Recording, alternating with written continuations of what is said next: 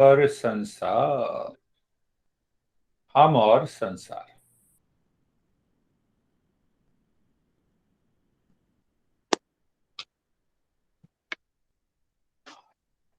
हम और संसार जो है दोनों की एक दूसरे को जरूरत है। संसार में डॉक्टर हो गया, गोलियां हो गई, खाना हो गया, बच्चे हो गए, पति हो गई, पत्नी हो गई, घर हो गया, पैसा हो गया, संसार। और साथ में ये हम भूल जाते हैं, पांच तत्व, हवा, पानी। पानी 70% तो पानी है हमारे शरीर में। फिर जी हवा सर। भी है, फिर आकाश भी है। अगर ये दोनों दोनों को एक दूसरे की जरूरत है। हाँ, बच्चा भी आ गया उसमें। अंत में बच्चा हमसे तो अलग ही है, धन भी हमसे अलग ही है। तो बाहर का संसार हमें वो वातावरण देता है, वो कंडीशन देता है जिससे कि हमारी प्रोग्रेस हो सके। समस्या है तो समस्या का समाधान खोलेंगे तो प्रोग्रेस है। और समस्या नहीं है, सब कुछ ठीक ठाक है, तो भी हमें उन सब चीजों का इस्तेमाल करना। खाना तो खाना ही है, समस्या हो ना हो, खाना खाना ही है, बाथरूम जाना ही है।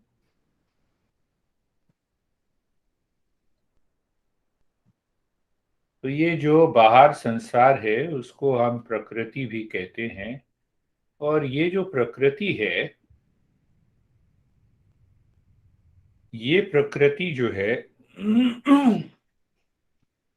बिना हमें बताए अपने आप हमेशा प्रोग्रेस करती रहती है, ऊपर उठती रहती है। प्रोग्रेस का मतलब विकास करती रहती है। प्रकृति अपने आप ही विकास करती है। कैसे कहेंगे भाई? हमसे पूछ के थोड़ा प्रकृति ने पांच तत्व बनाए। मैं उसी पर बार बार आ रहा हूं, जिससे कि मन और बुद्धि हमारी शुद्ध रहे, जिससे कि जिसकी हमने कामना की है वो बिना विघ्न के पूरी हो सके। तो देखो, प्रकृति हमने कहा कि हमेशा प्रति क्षण विकास करती रहती है। हमसे पूछ के पहाड़ बनाए, हमसे पूछ के पानी बनाया, हमसे पूछ के समुद्र थोड़ा बनाया। आया तो हमने देखा, हमने जन्म लिया और हमने देखा। इन सब का हम अगर अपने से संबंध जोड़ लेते हैं तो चाहे हम कोई भी काम कर रहे हो, कोई भी कामना कर रहे हो, वो कामना पूर्ति होती है, पर वो कामना सही होनी चाहिए। तो देखो, दूसरी बात हमने क्या पकड़ी कि ये प्रकृति हमेशा विकास करती रहती है। प्रकृति शक्ति है, ईश्वर की शक्ति है। विज्ञान की भाषा में कहें तो वो चेतना की शक्ति है, कॉन्शियसनेस फोर्स। पहाड़, नदी, निर्जीव चीजें बनाई। निर्जीव चीजों के बाद उसने पौधे बनाए, प्लांट किंगडम, वनस्पति जगत। वनस्पति जगत के बाद उसने बनाया जंतु जगत। जंतु जगत के बाद उसने बनाया मनुष्य। बनाता जा रही है ना प्रकृति, अपने आप बना रही है ना। तो जब अपने आप ही बना रही है तो इस मनुष्य के बाद क्या होगा, ये सोचो। निर्जीव वस्तुएं बनाई, फिर वनस्पति जगत बनाया, फिर जंतु जगत बनाया, फिर बनाया मनुष्य। तो बनाती जा रही है ना प्रकृति, तो उसके बाद क्या होगा? हमारे बाद क्या? हमारे बाद क्या?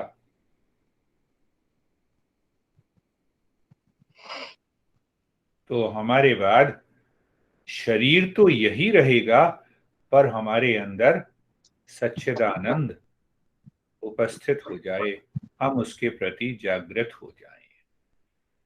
यही योग साधना है। यही हमारे उपनिषदों का रहस्य है कि हम अपने को ये जान लें कि हम भी सच्चिदानंद हैं, जिसको हम कहते हैं ना कि हमारा स्वभाव। जैसे मैं बार बार इस पे मनन करना कि हमें शांति से प्रेम है तो शांति मेरा स्वभाव है। हमें प्रसन्नता से प्रेम है तो प्रसन्नता खुशी हमारा स्वभाव है। हमें तनाव से प्रेम है नहीं है तो ये हमारा स्वभाव नहीं। इस तरह से सोचना है। तो सोचने की प्रक्रिया अगर ये सही होगी तो क्या होगा कि जो हमारी इच्छा है उसमें कभी किसी तरह का विघ्न नहीं आएगा। एक तो ये बात है, और नहीं तो कई बार ये होता है पुराने संस्कार इतने दबाव डाल देते हैं मन के ऊपर कि जो कुछ हमारी हाँ कामना है उस कामना में विघ्न डाल देते हैं। मन की दिशा बदल जाती है और सब कुछ गुड़ गोबर हो जाता है। दो बातें, संसार बाहर और हमारे साथ बड़ा गहरा रिश्ता है। इसी प्रकृति ने निर्जीव वस्तुओं को हटाकर, वनस्पति जगत को हटाकर, उसके बाद विकास हुआ जंतु जगत में, और फिर हमें उसने मनुष्य बनाया। तो हमें कृतज्ञ होना चाहिए, हमें धन्यवाद देना चाहिए 24 घंटे। कैसा विचार? जो मैं हूं वो तेरा है, जो मेरे पास है वो भी तेरा है, और जो मैं हूं वो भी तेरा।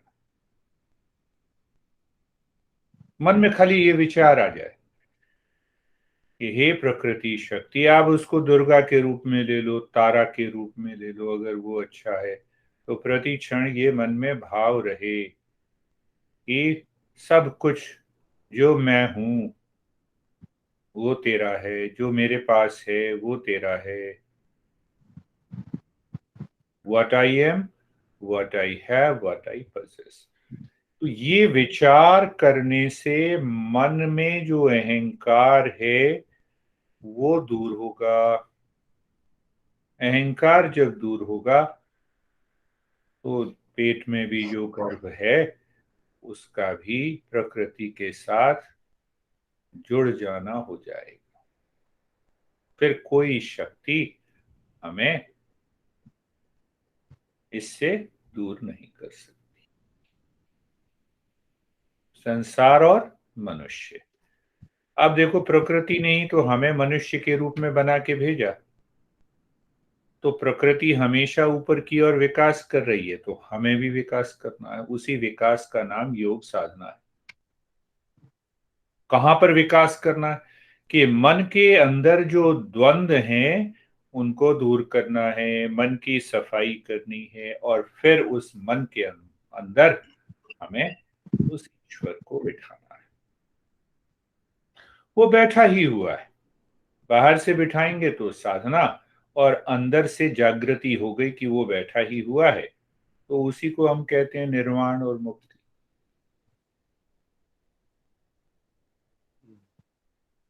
तो ये बात हमेशा ध्यान रखनी है कि प्रकृति और हमारा संबंध प्रत्येक क्षण बना हुआ है। अगर ये भाव है, कैसे भाव बनेगा? जो मैं हूं, जो मेरा है और जो मेरे पास है वो सब तेरा है, अहंकार गलेगा। तब हम प्रकृति के साथ अपना संबंध बना पाएंगे।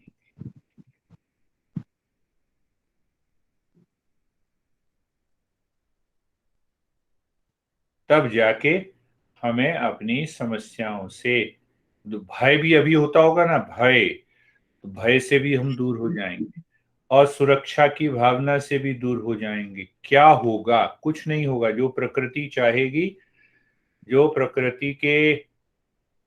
प्रकृति हमारे बारे में सबसे अच्छा होगा वही होगा।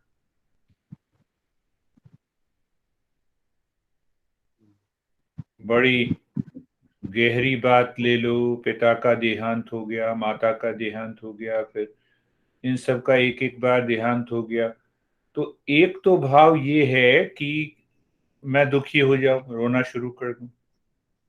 और दूसरा ये है कि प्रकृति जो कुछ कर रही है वो सबसे अच्छा मेरे लिए ही कर रही है।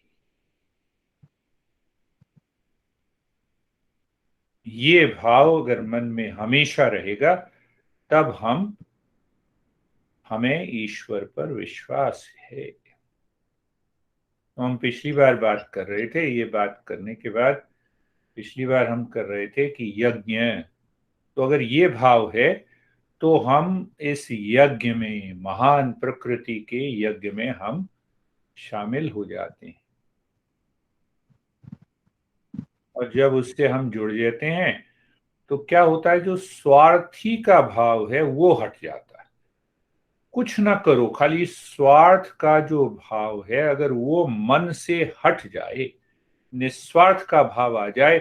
इसीलिए यज्ञ की महिमा, यज्ञ की बातचीत हमने की थी ना पिछले कई सेशन में। तो जो इस यज्ञ को, यानी स्वयं को प्रकृति के साथ नहीं जोड़ता है, वो दुखी हो जाता है। उसका नाम है कि वो पापी हो गया, उसका नाम है कि पापी हो जाता। और जो इस यज्ञ की, विशाल यज्ञ को नहीं समझता है, उसका साथ नहीं देता है, तब वो दुखी हो जाएगा। यज्ञ का, बीच में यज्ञ है, एक तरफ संसार और एक तरफ मैं। अब इस मैं में स्वार्थ का भाव नहीं है, तो अब मन ने प्रकृति को अपने साथ जोड़ा, किसके द्वारा? यज्ञ के द्वारा। कैसे जोड़ा? मन में विचार करके कि जो मैं कर्म कर रहा हूं वो स्वार्थ भाव से नहीं, बल्कि प्रकृति के लिए, ईश्वर को समर्पित होकर कर्म कर रहा हूं। कोई भी कर्म, छोटा बड़ा ऊंचा नीचा, स्वार्थ का भाव ना आए, तो हम प्रकृति के उस महान चक्र से जुड़ जाते हैं। और जैसे ही जुड़ेंगे, मन खाली हो जाए। मन खाली हो गया तो मन के अंदर, हाँ, ईश्वर प्रकट होगा, और वो ईश्वर हमें सुरक्षा भी देगा।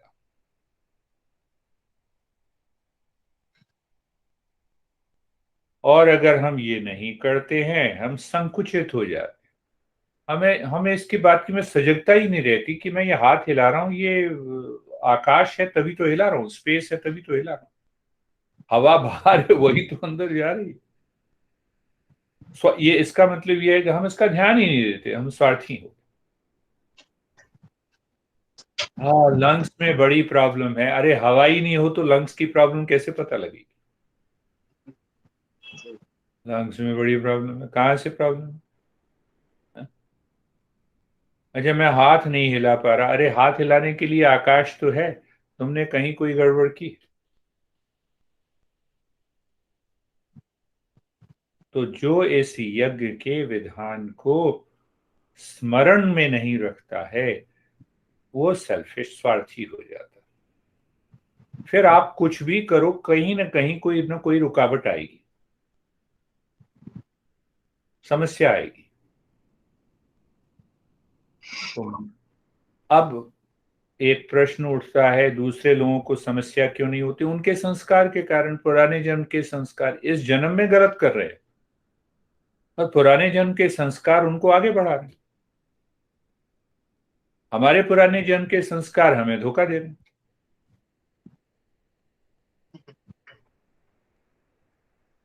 फिर वही, अब मेरे मित्र की बात ले लो, बिल गेट्स महाराज की, इतना पैसा, और 27 साल से वो प्रेम विहीन जीवन जी रहा है। संस्कार, एक तो संस्कार है, संस्कारों को काटा जा सकता है अगर हम साधना करें।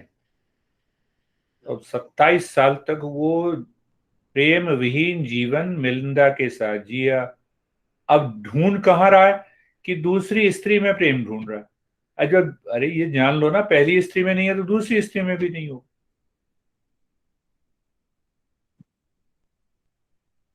तो यज्ञ का यही स्वरूप है।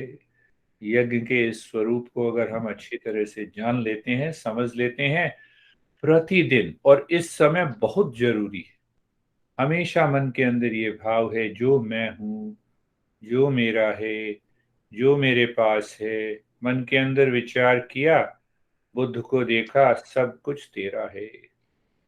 और हे बुद्ध, तुम जो भी करोगे वो सबसे अच्छे से अच्छा ही करोगे।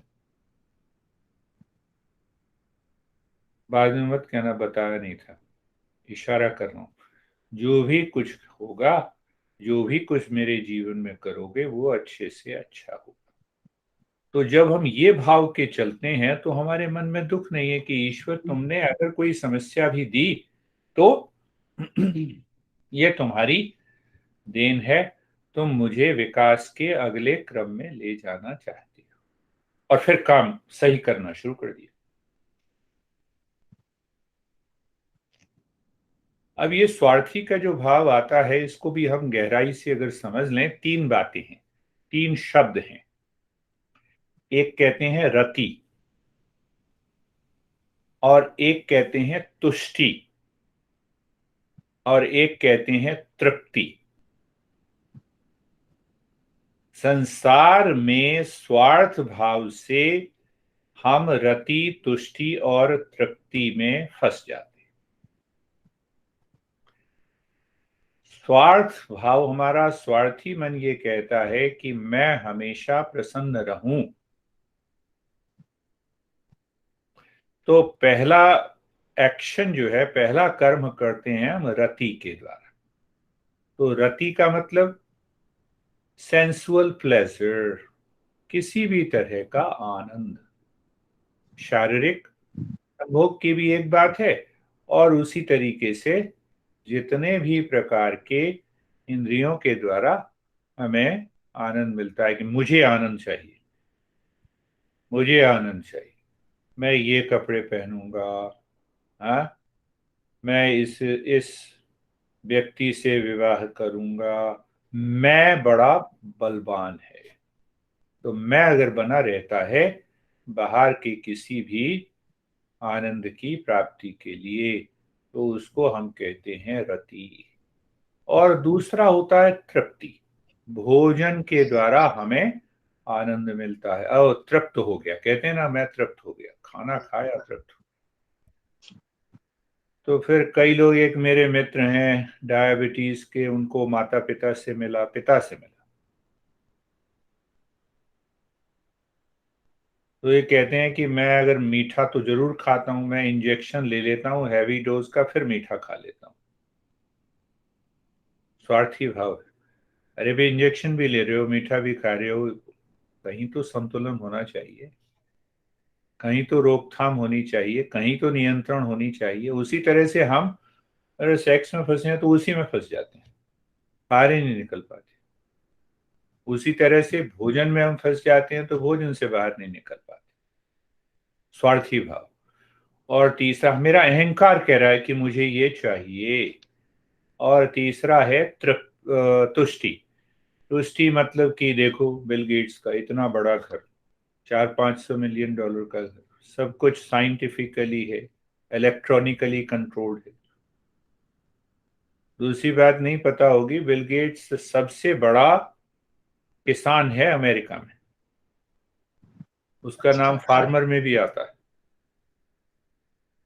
सबसे ज्यादा जमीन अमेरिका में उसी की है, जिसपे वो खेती करवाता है। तो कंप्यूटर का बिजनेस हो गया, विंडो सॉफ्टवेयर का बिजनेस हो गया, किसान का बिजनेस हो गया, फिर कई शेयर्स में इन्वेस्ट है। तो तुष्टि उसको कहते हैं जिसमें कि मेरे पास, मैं चाहता हूं सब कुछ ले लूं, सब कुछ हड़प लूं। तो स्वार्थ मन के साथ ये भाव अगर होता है सब कुछ हड़पने का, तो हमारा मन हमेशा दुखी रहता है। मुझे मकान लेना है। हे ईश्वर, जो मैं, मेरे मन में विचार है, जो मैं हूं, जो मेरा है, जो मेरे पास है, वो सब तेरा है। और उसके बीच में कहा, हाँ मकान लेना, मकान की जरूरत है तो लेना, खाने की जरूरत है तो लेना, वस्त्र की जरूरत है तो लेना। पर भाव ये है, स्वार्थ का भाव नहीं। तो तुष्टि क्या कहते हैं? संतोष।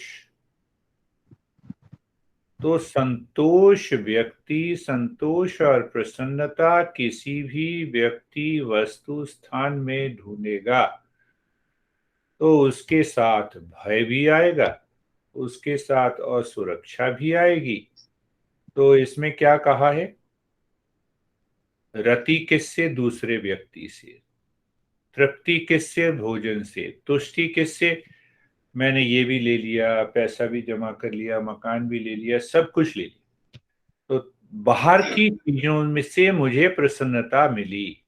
एक भाव ये है, इसमें अहंकार जरूर जुड़ा हुआ है। और दूसरा है आत्मरति। अब बताओ, आत्मरति, आत्मतुष्टि, आत्म तृप्ति, मतलब वो जो अंदर बैठा हुआ है, मुझे उसी से पूर्ण संतोष है। इसका मतलब ये नहीं है हम काम नहीं करें, विरोध नहीं होना चाहिए, काम तो करना है, कर्म तो करना है।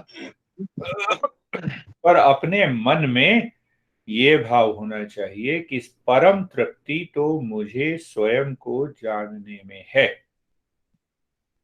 सेल्फ फुलफिलमेंट में है, डिजायर फुलफिलमेंट में नहीं। इच्छा की पूर्ति कभी होती नहीं। तो इसलिए वो जो स्व को जानने से जो प्रसन्नता आती है, वो परम तृप्ति है, वो स्व ही सच्चिदानंद है।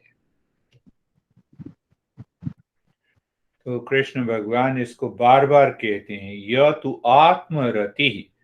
कौन साधक है? जो हमेशा संतुष्ट रहता है। कैसे संतुष्ट रहेगा? कि वो बार बार इस पर विचार करता है, मनन करता है, जानता है कि वो जो मेरा स्वभाव है, मैं उस स्वभाव से तृप्त हूं। एक बात, पर इसका यह मतलब नहीं कि कर्म नहीं करेंगे। कर्म हम करेंगे। कौन से कर्म करेंगे? जिसकी चर्चा हमने की थी, नित्य कर्म हम जरूर करेंगे। नित्य कर्म में क्या है? अहंकार नहीं है और इच्छा नहीं है कि इस चीज को पाने से मुझे बाहर से संतुष्टि और प्रसन्नता मिलेगी। प्रसन्नता तो मेरे अंदर है, वो प्रकट हो जाती है। मैंने 50 लाख कमाए तो वो प्रसन्नता मेरे अंदर प्रकट हुई। उस रुपयों में कहीं भी प्रसन्नता नहीं लिखी हुई।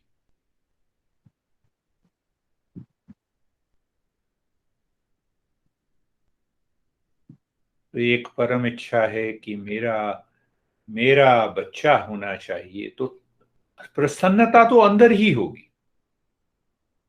प्रसन्नता तो वो अंदर से ही प्रकट होगी, बच्चा बाहर रहेगा।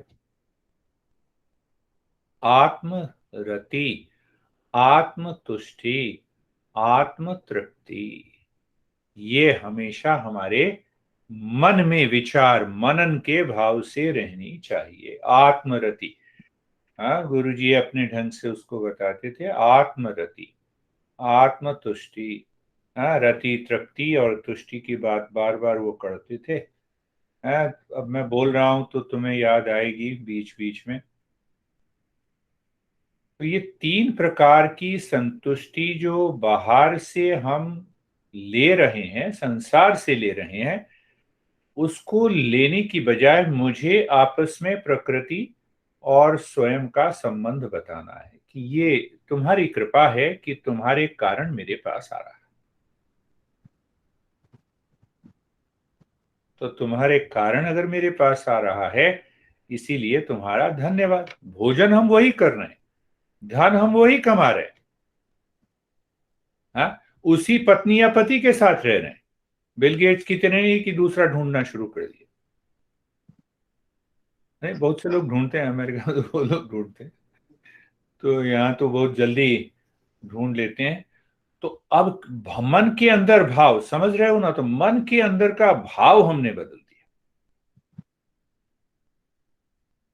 यकीन मानो कि इतना भाव और विचार करने से ही सारी की सारी असुरक्षा की भावना दूर हो जाती, भय दूर हो जाता,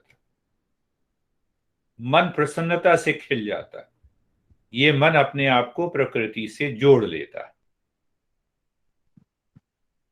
और तब हमारा विकास बहुत होता है। दो ही बातें हैं, भ्रम, और एक तो भ्रम है जिसको हम और दूसरा हम कहते हैं डिस्पैशन। तो डिस्पैशन में हम कहेंगे कि विराग है, राग नहीं है। बाहर की किसी वस्तु से अगर नहीं है, इसका यह मतलब नहीं कि हम नहीं कर रहे, कर्म तो कर रहे हैं। तो कर्म कैसे कर रहे हैं? नित्य कर्म कर रहे हैं। तो अगर राग है तो उस वस्तु में भ्रम है कि संतुष्टि वहां है, प्रसन्नता इस वस्तु में है। और जब ये प्रसन्नता इस वस्तु में, बाहर की किसी वस्तु में है,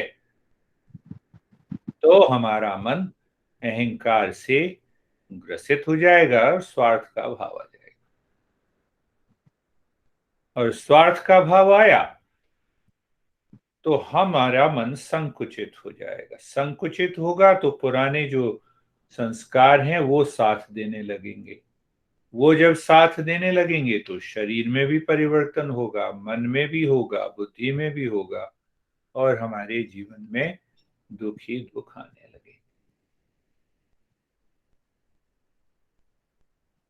अब देखो, एक बात है कि भाई कोई मित्र है बहुत गहरा, तो हम उससे अपेक्षा ये नहीं करते कि वो सब कुछ मुझे दे दे।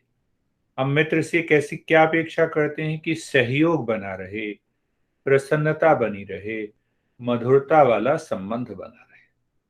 यही तो अपेक्षा करते हैं।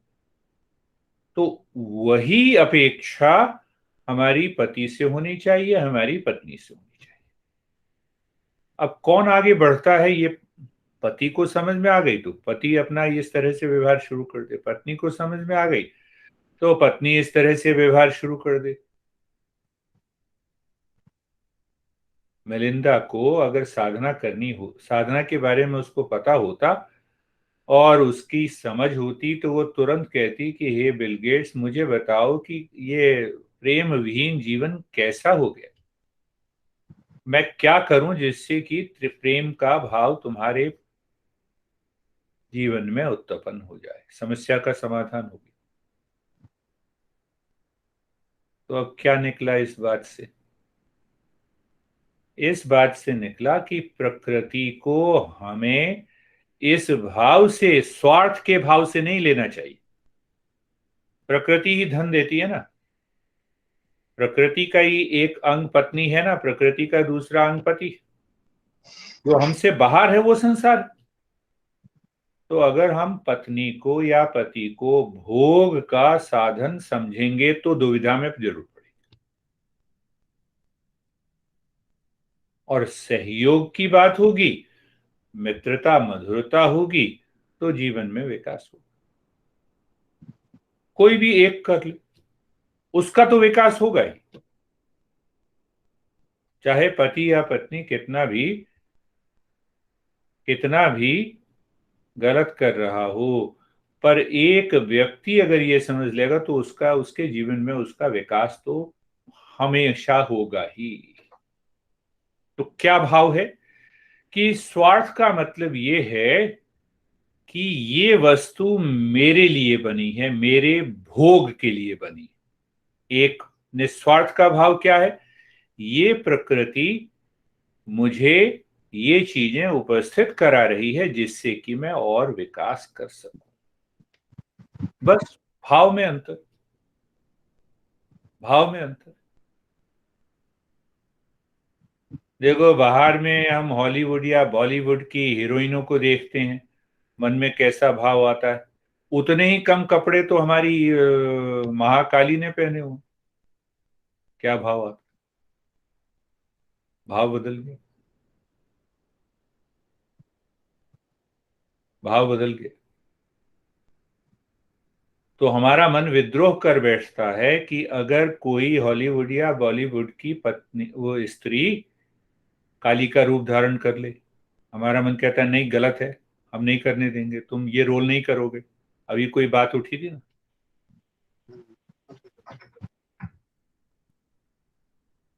तो खाली विरोध नहीं करना, अपने मन के अंदर इस भाव को, जो दुर्गा के प्रति भाव है वही सभी स्त्रियों के प्रति भाव हो जाए, जो विष्णु के प्रति भाव है वही सभी व्यक्तियों के प्रति भाव हो जाए, तो हम प्रकृति में सहयोग कर रहे हैं।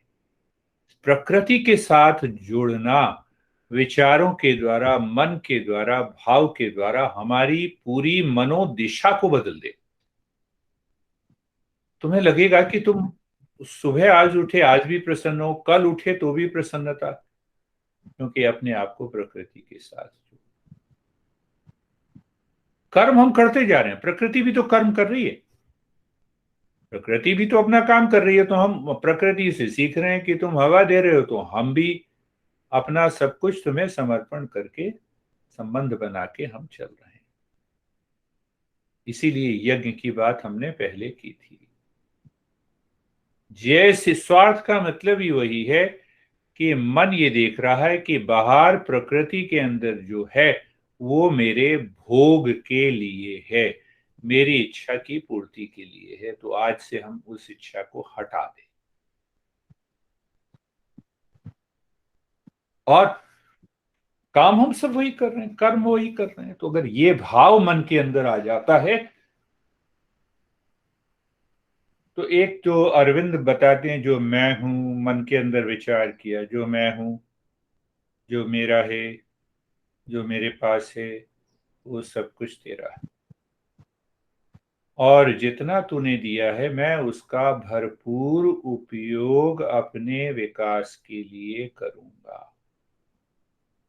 भरपूर उपयोग, कम दिया है तो भी भरपूर उपयोग, ज्यादा दिया है तो भी उसका उपयोग।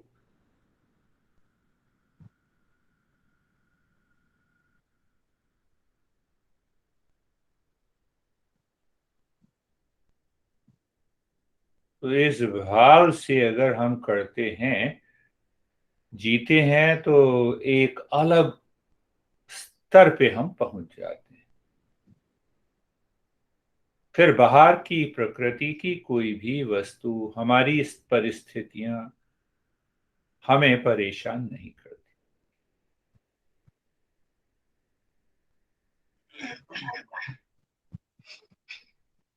अब तीन बातें देखो।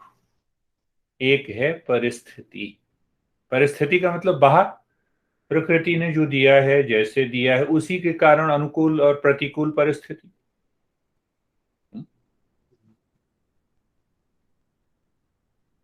बीच में है मनोस्थिति, मन की स्थिति, कि बाहर की परिस्थिति को हमने, हमारे मन ने कैसे लिया, कैसे समझा, कैसे स्वीकार किया, कैसे रिजेक्ट किया। और उसके पीछे क्या, आत्मस्थिति। तीन स्थितियां हैं। परिस्थिति, प्रकृति हमेशा बदलती रहती है। मनोस्थिति हमेशा बदलती रहती है। तो अब ये मनोस्थिति या तो स्वार्थ के साथ चले या निस्वार्थ भाव से चले, ये हमारे ऊपर निर्भर करता है। परिस्थिति तो बाहर की एज इट इज रही। एक व्यक्ति हैं सैम, लगता है तुमसे कम उम्र के हैं, वो भी आईटी में है। डिलॉयट यहाँ बड़ी, सबसे बड़ी, वो एक बड़ी कंपनी है कंप्यूटर की, आईटी में है। और शायद प्रोजेक्ट मैनेजर हैं। तो ऑनलाइन क्लास अटेंड करते थे। बहुत स्मार्ट, सुंदर, तुम्हारी तरह ही सुंदर, बड़ी क्लैरिटी उसके अंदर। वो बहुत दिनों से अटेंड कर रहा था। कहने लगा सर मैं आपको आपसे पर्सनली मिलना चाहता हूँ। तो मिलना चाहता हूँ, तो मेरे मन में ये भाव आ गया, हाँ मिलना चाहते हो तो शाम को आ जाओ, डिनर साथ में करें। प्रकृति, प्रकृति के साथ जोड़ा ना, अब शाम को आएगा तो फिर डिनर भी साथ में हो जाए। ये नहीं कि वो फीस देगा इसके कारण वो होगा। आया, दरवाजा खटखटाया, खोला मैंने दरवाजा। मैं उसके निचले अंगों को देख के हैरान हो गया। उसके दोनों पैर नहीं थे। 1 साल तक वो मेरी क्लास अटेंड कर रहा है और मुझे ये भाव मन में आया ही नहीं कि इतना सुंदर, इतना अच्छा। कभी मैं ये स्वीकार ही नहीं कर पाया। मेरे मन ने कहा कि ये कैसे हो सकता है। हाँ, तो पैर पे उसने वो लगा रखे थे आर्टिफिशियल लिम्स। आया, बैठा, 3 घंटे बैठा। 3 घंटे में मैंने ही पूछा ये कैसे हो गया, उसने, उसका मन वहां पर नहीं गया। उसने बताने की जरूरत नहीं समझी। मनोस्थिति, कैसी भी शरीर की परिस्थिति हो, क्या मनोस्थिति ऐसी है। बाद में कहा उसने कि मैं हिल स्टेशन पे जा रहा था, वो कार से एक्सीडेंट हो गया और डॉक्टरों ने कहा कि ये दोनों पैर घुटनों से थोड़ा सा ऊपर तक काटने पड़े।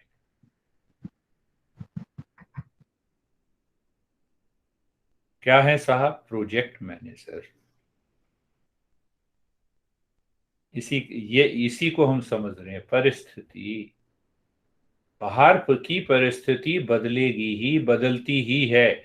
और वो प्रकृति परिस्थिति हमारे अनुरूप इसीलिए बदलती है कि हम विकास कर सकें। तो इसने विकास कर लिया।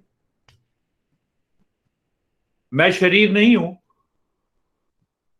ये भाव मन में है। तो वही कहने लगा कि सर ये बात इतनी मन के अंदर बैठ गई है कि मैं शरीर नहीं हूं। ध्यान में एकदम मैं गहरे चला जाता हूँ। 2-2 घंटे, 3-3 घंटे में बैठा रहता हूँ ध्यान। अच्छा। परिस्थिति, मनोस्थिति। तो अब उसका मन कहाँ गया? मन ने स्वार्थ भाव से बाहर नहीं देखा, शरीर को नहीं देखा, वस्तु को नहीं देखा, व्यक्ति को नहीं देखा। मन अंदर जाके उस आत्म स्थिति, आत्मा, आत्मा, निज, हमारा स्वभाव, तो वो उसी में मन रम गया। तो मन जब उसमें रम गया तो उसके मन में किसी भी प्रकार का दुख नहीं है, पीड़ा नहीं है। मस्ती से जीवन जी रहा।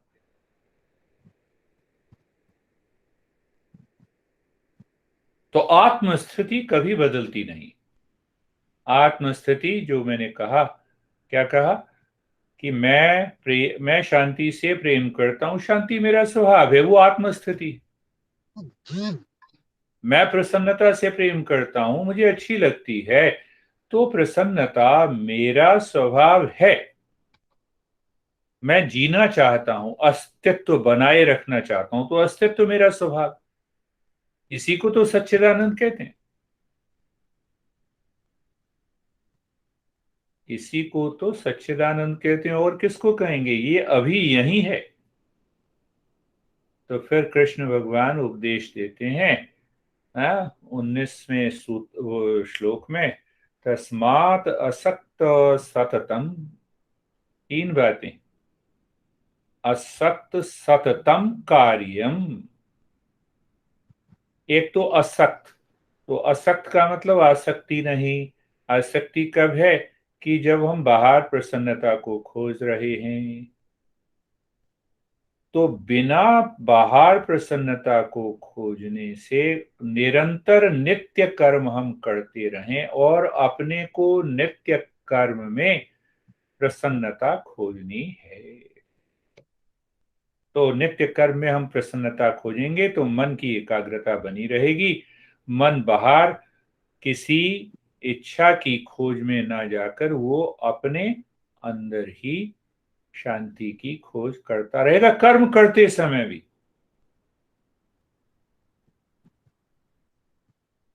एक बात। और उसकी बात कि जो भी कर्म कर रहे हैं ये प्रकृति के सहयोग से चल रहा है, बिना प्रकृति के नहीं हो सकता। तो मैं भी योगदान दे रहा हूं। क्या? कि जैसे प्रकृति तुमने मुझे मनुष्य बनाया और मनुष्य का काम है कि उसका विकास होता रहे, तो मैं इसीलिए इस भाव से काम कर रहा हूं, नित्य कर्म, जिससे कि प्रकृति तुम्हारे कारण विकास होता रहे। प्रकृति का काम क्या? मैंने कहा कि विकास करना है। अभी हमने बात की ना, पौधों से, फिर जंतु जगत से, फिर मनुष्य से। हम्म? तो यही प्रकृति हमारे अंदर विकास करती रहती है। अगर उसको हम जान लेते हैं और उस भाव से काम करते हैं तो हम साधक हो गए। हम साधक हो गए, और साधक हमेशा सफल हो जाता है। साधक हमेशा सफल होता है। तो हम ये कर्म योग की ही बात कुछ कर रहे हैं। तो तीन बातें देखो, अब किस कौन सी बात हो गई। परिस्थिति बाहर प्रकृति की है। प्रकृति, हम परिस्थिति को बदल नहीं सकते, हम मनोस्थिति को बदलेंगे। तो मन ने हमने क्या कहा, मन से हम प्रकृति के साथ जुड़ गए। अब जुड़ने के बाद हमने नित्य कर्म करना शुरू किया। तो नित्य कर्म के द्वारा हमारी समस्या का समाधान भी होगा, और हमारे जीवन में प्रसन्नता भी आएगी। हमारे जीवन में प्रसन्नता भी आएगी। इसके बाद और करेंगे। अब मन में संशय है तो